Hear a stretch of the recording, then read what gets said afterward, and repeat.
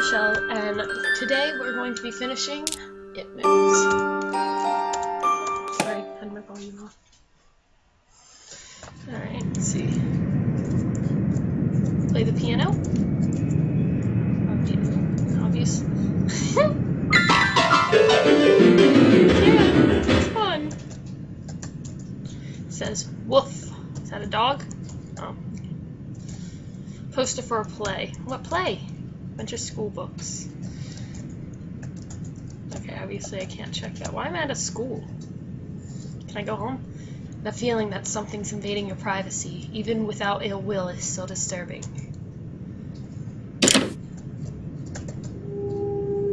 We're not gonna go down there yet. Okay. I said you are good.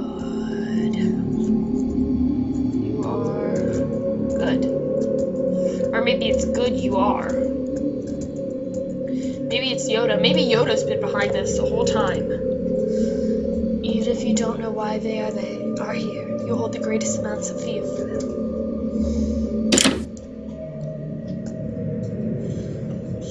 Oh, it's a Triceratops! A bathtub in the middle of the classroom. It's a Triceratops. I love dinosaurs.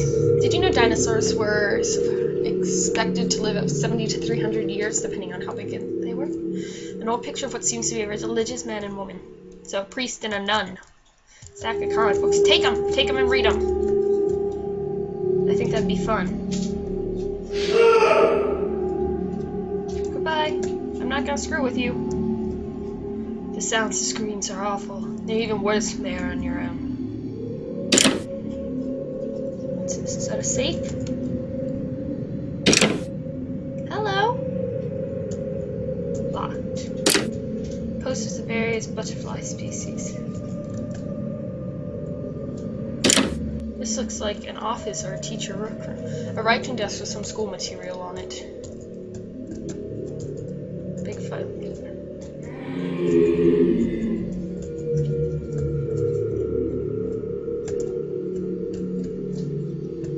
It looks like, can I read that? No. Various books that look like they would be hard to read.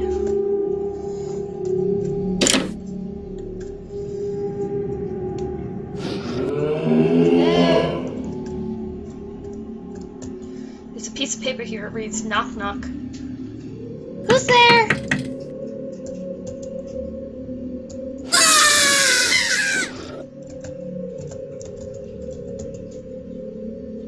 Alright. We'll go downstairs. We're gonna keep exploring the rooms. The lock on the door is broken. I don't think I can get in. Okay, and I can't get in over there. There are various school rules printed here. Does it tell us what school we're at? Like, that'd be helpful.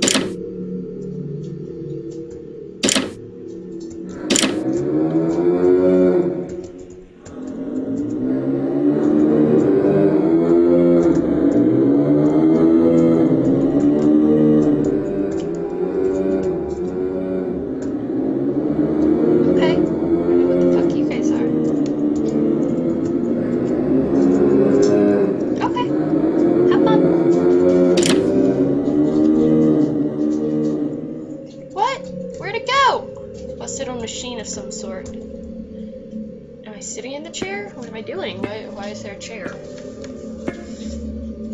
Oh, it was a ladder.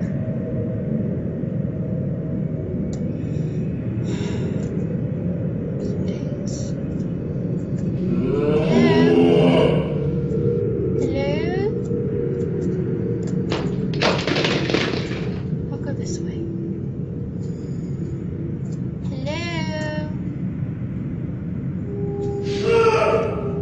Obviously going the right way if I'm hearing screams.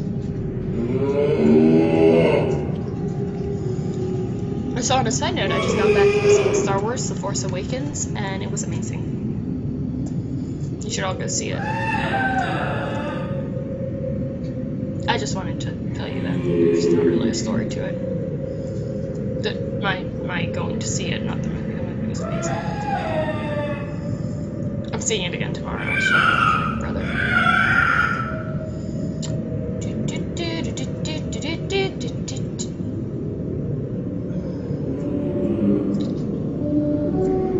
What are you?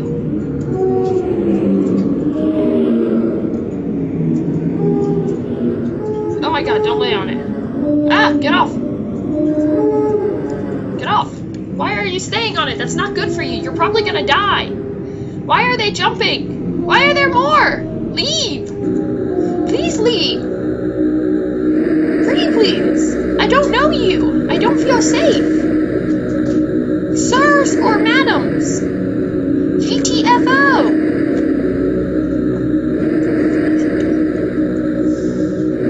Oh god, this is just like my last party. I ended up on the table with people crowding around me. I go to some wild parties.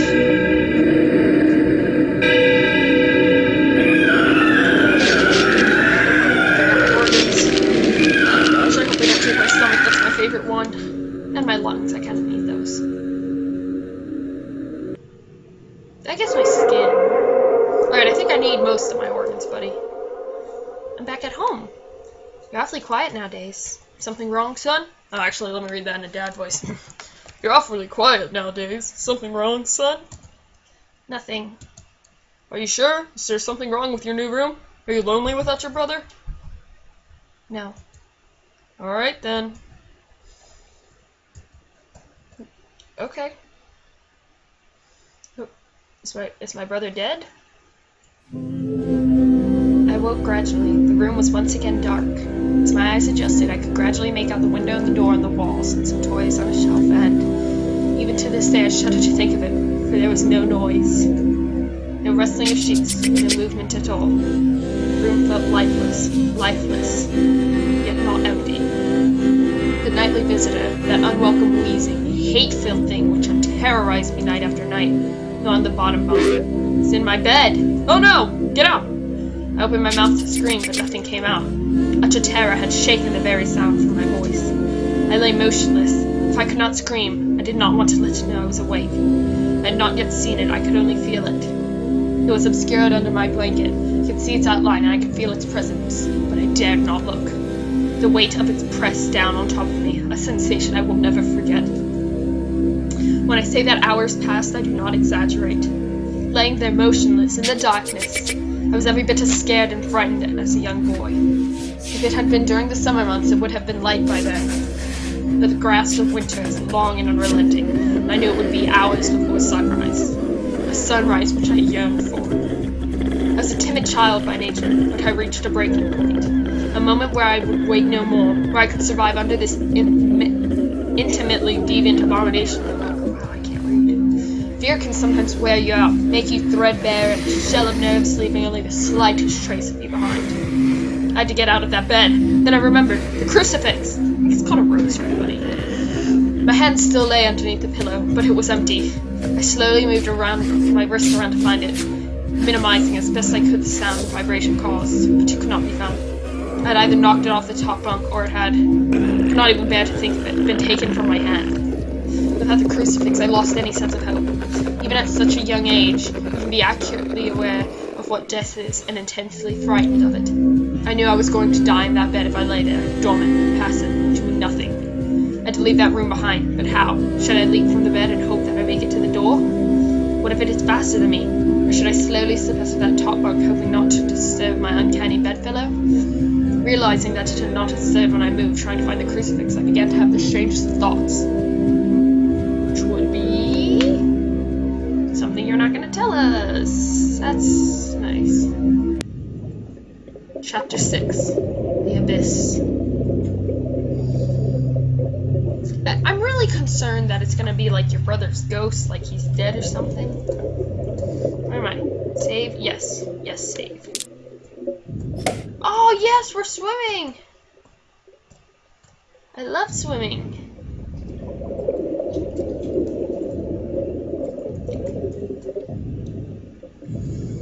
I like the fishy fish.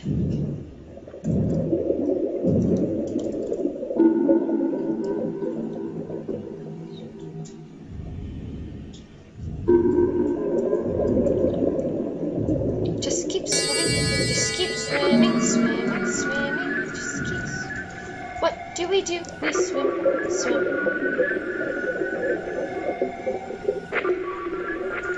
I want to swim. Dad, is that you? Dad, I think that was my dad. Dad, please come back. Drain water and remove diving gear. Yes.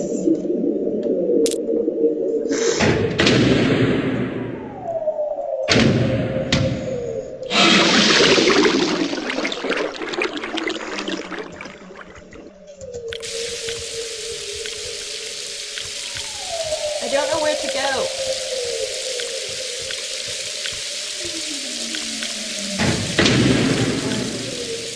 Down the ladder we go. Dad! Are we in Rapture? Is it Rapture? Read logbook? Yes. One of my biggest fears is deep water. Ironic when you consider the fact that I'm now working on a mining station thousands of feet underwater in the Mariana Trench. I've always wondered why I was afraid and reached a simple conclusion. The true fare presented here is actually going down beneath the surface and to the depths. It's a combination of all our most common fears. Fear of the dark. I fear of the dark. When you're at the bottom of a body of water, you can't see anything. It's pitch black. Have you ever tried to swim as far down in the lake as you can? It's really dark and cold really fast, about 10 feet down. But that's nothing compared to the deepest point on the entire crust of the Earth, located at the bottom of the Pacific Ocean, the Mariana Trench, which is 38,000 plus feet. If you put Mount Everest at the bottom of the trench, the top of the mountain would still be over a mile below the surface of the ocean. Everything below you is complete darkness, and this definitely plays into our collective fear of the dark. Looking at these. Oh my god. I'm sorry, I'm not gonna read all those, because there's a lot.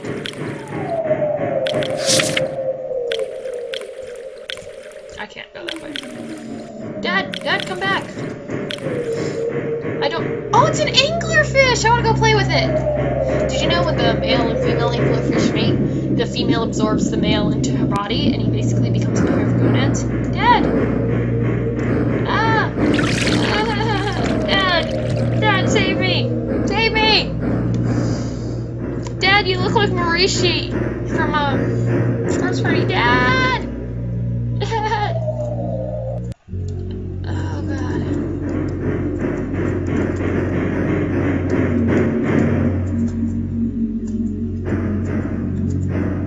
Ah!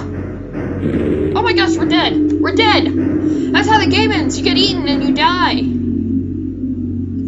Alright, well that was a fun run. Fun swim. Oh, maybe we're not dead. Nope, we're in our bed. What if it was asleep? It hadn't so much as breathed since I'd woken up. Perhaps it was resting, believing that it had finally got me. That it was finally in its grasp. Or perhaps it was toying with me. After all, it had been doing just that for countless nights. And now with me under it, and against the mattress, with no other to protect me, maybe it was holding on to me. Sorry. Savoring its victory until the last possible moment, like a wild animal savoring its prey. I tried to breathe as shallow as possible, mustering every ounce of courage I could. What are we doing? I reached over slowly with my right hand and began to peel the blanket off me. What I found under those covers almost stopped my heart. I did not see it, but as my hand moved, the blanket brushed against something smooth and cold, something which felt unmistakably like a gaunt hand. I held my breath in terror as it was sure it must have now known that I was awake. Nothing. Did not stir, felt dead.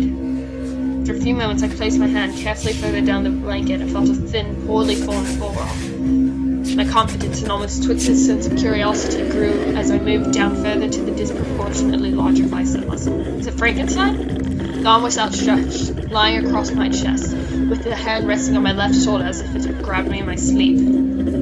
I realized that I would have to move this cadaverous appendage if I even so much as hoped to escape its grasp. For some reason, the feeling of torn, ragged clothing on the shoulder of this nighttime invader stopped me in my tracks. Fear once again swelled in my stomach and in my chest as I recoiled my hand in disgust at the touch of the scraggled, oily hair. I could not bring myself to touch its face, although I wonder to this day what it would have felt like. Dear God, it moved. Run, kid. I mean, I would be like, "Yo, Mom, I'm not sleeping in my room. I'm go sleep in the living room. Chapter 7. Hostia. I think that's how you pronounce that word. I don't really know. Oh, that's pretty. Save. Yes. Kid, you have some nice dreams occasionally. Can we go out there? No? Okay. I learned you could use shift to move faster.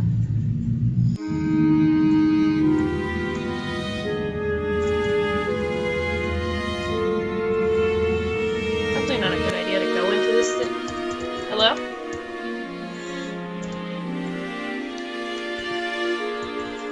The last enemy that shall be destroyed is death.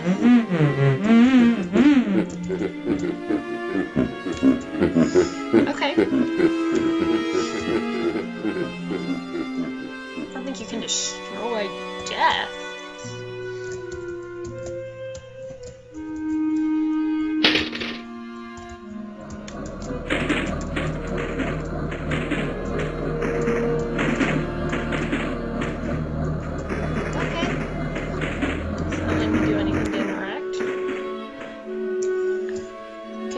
The pile of fleshy things.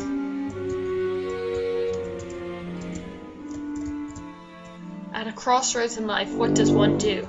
Stand at the crossroads, if you will, but if you'll not choose, I'll move on without you. Okay. We're gonna go up.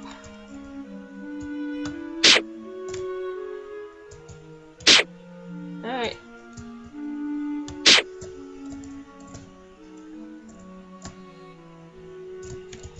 Move. Move. Punch him in the face.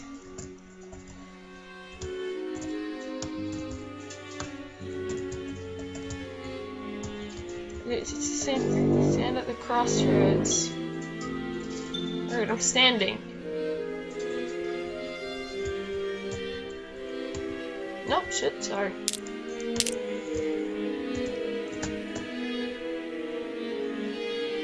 Did I do something wrong? I don't know where to go.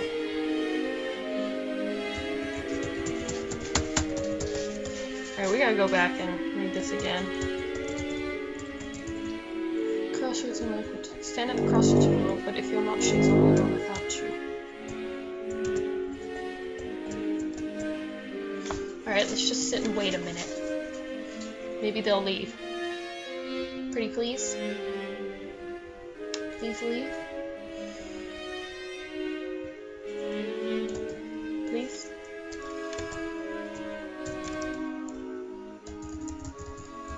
Oh my gosh, why do I keep hitting that button? Did I do something wrong?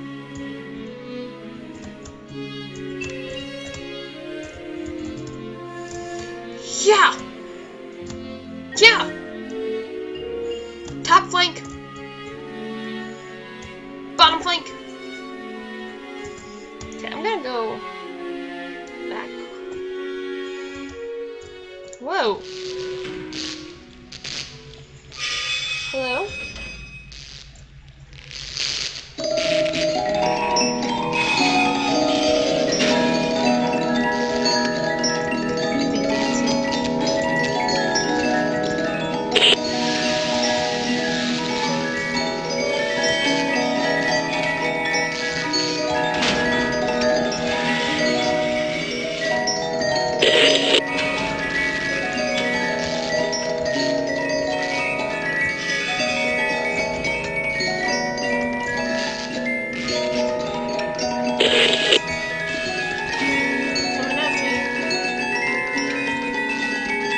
Did I get eaten? Have I been eaten? Oh, kid, you just... It moved. It was subtle. Its grip on my shoulder and across my body strengthened. No tears came, but God, how I wanted to cry. As its hand and arm slowly coiled around me, I let it rush along the wall which the bed lay against. Of all that happened to me in that room, this was the strangest. I realized that this clutching, rancid thing, which drew great delight from violating a young boy's bed, was not entirely ugly, sticking out from the wall, like a spider striking from its lair. Hi! Suddenly its grip and movement moved from a slow tightening to a sudden squeeze. It pulled and clawed at my clothes as if frightened that the opportunity would soon pass. I fought against it, but its emaciated arm was too strong for me. Its head rose up and writhing and contorting under the blanket. I now realized where it was taking me. To the wall. I fought for my dear life. I cried, and suddenly my voice returned to me. Yelling, screaming, but no one came. Then I realized why I was so eager to suddenly strike, why this thing had to have me now. Through my window, that window which seemed to represent so much malice on outside, streaked hope. First rays of sunshine, I struggled further, knowing that if I could just hold on, it would soon be gone. As I fought for my life, the unearthly parasite shifted, slowly pulling itself up from my chest, its head now poking out from under the blanket, wheezing, coughing, rasping. I do not remember its features, I simply remember its breath against my face, foul and as cold as ice. As the sun broke over the horizon, that dark place, the suffocating room of contempt, was washed, bathed in sunlight. I passed out as the scrawny's finger encircled my neck, squeezing the very life from me. And then I died. I'm kidding, I don't know.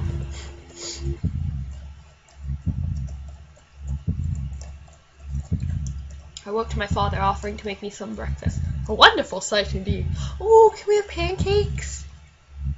I don't like bacon, that's why I didn't ask. I'm a vegetarian. I had survived the most horrible experience of my life until then, and now.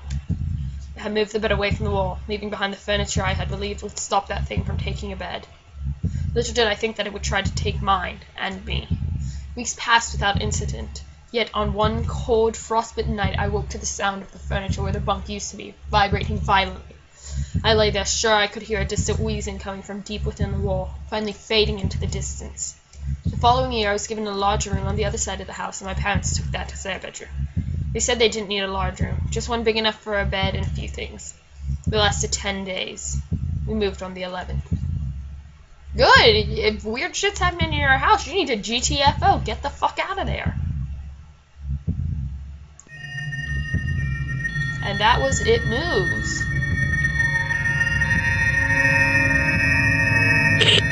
Alright, well, that was a fun game. I really liked it. I will leave the link in the description if you would like to download it and play it. So I hope you guys enjoyed this video.